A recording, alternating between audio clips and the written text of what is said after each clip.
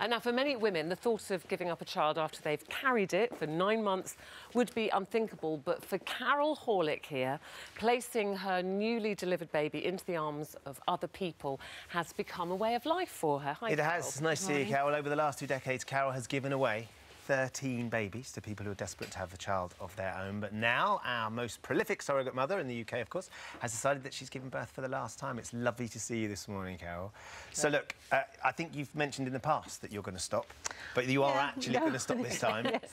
What's the reason for it finally coming to an end, Carole? Well, I got pregnant last year, as you know, and unfortunately miscarried at 7 weeks. And I've had 2 attempts since, and they haven't worked, even though everything was perfect. And my IVF doctor said, well, perhaps it's time to stop.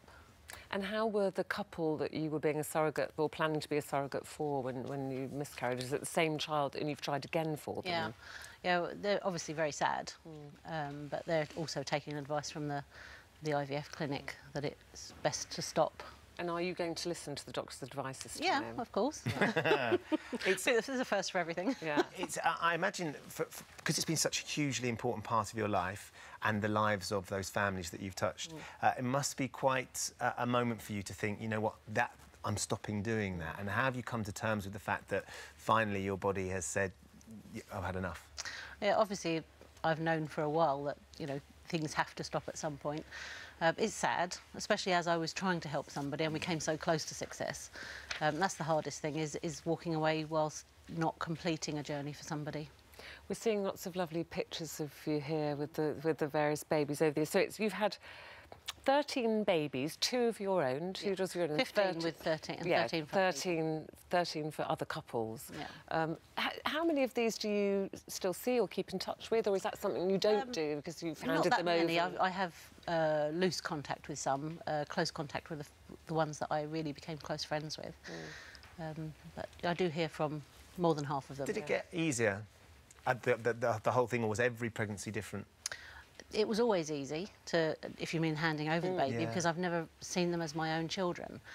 Even the first one? Yeah. Even the first one, I was actually very surprised. Obviously, I didn't know how I was going to react, but seeing the baby in their arms was just, it seemed so natural, because we'd gone through the pregnancy planning their baby.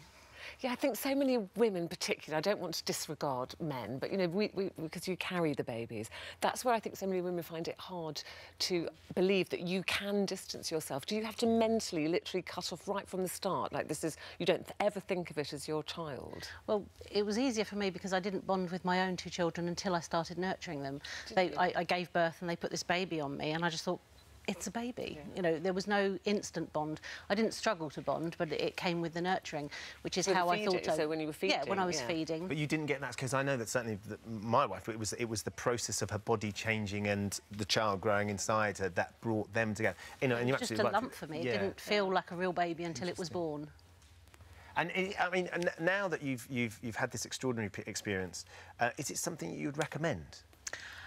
To other people, to young... I mean, because I'm sure there might be some people out there thinking... If it's the right thing for you, it's the most amazing, wonderful, fulfilling thing you can do to change someone's life so completely. I mean, if you said to these couples, you know, you can win the lottery or you can have your baby, they don't even have to think about it. You know, what's money if you haven't got the one thing in life that you want?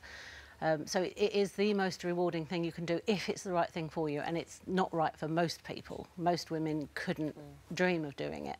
And also not just emotionally, but physically. I mean, you know, pregnancy after pregnancy with sometimes not very much time in between takes a toll on your body. Taken it in its stride. It's always coped brilliantly, even with the triplets. I carried to 35.5 weeks. Yeah, didn't experts describe you as the best uterus in the world? Yeah, my IVF clinic, the doctor there, she said, yeah, she doesn't understand why it hasn't worked the last 2 times, but she said, as everything was so perfect and it hasn't worked, perhaps maybe it's your body telling you time. I'm fascinated about your own family, your partner Paul and your 2 daughters. How do they cope with it, the emotional side? Did they ever get attached when you're pregnant, especially when the girls were little?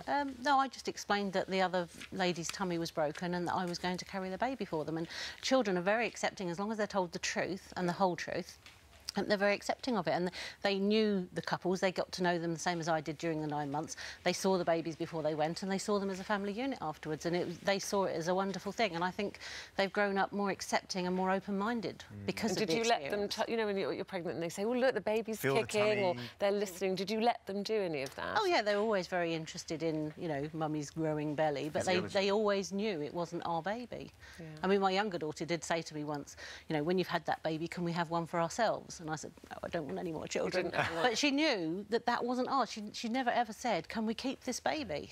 So will you be grieving a little bit now for the fact that you can't, won't have any more babies? I love being pregnant. I love feeling a baby moving around inside me, and it's a shame to think that that won't happen again. Do you think you'll try and move in a different area of surrogacy? Yeah, I do already. I give advice to people when they want it, and you know, I'm always being asked, do you know any other surrogates? But I don't know that many surrogates, no. But I'm always willing to sort of give them advice, what to look for, the questions to ask. Yeah. It's a big thing to take on. Well, listen, I'm sure all the couples who you've helped must think you're the most wonderful angel, and it's really lovely that you've enjoyed it so much and helping people. Best uterus in the business as well. That's quite nice. Yeah, that's it. Sadly retired. There should be a plaque somewhere, shouldn't there? I'm sure.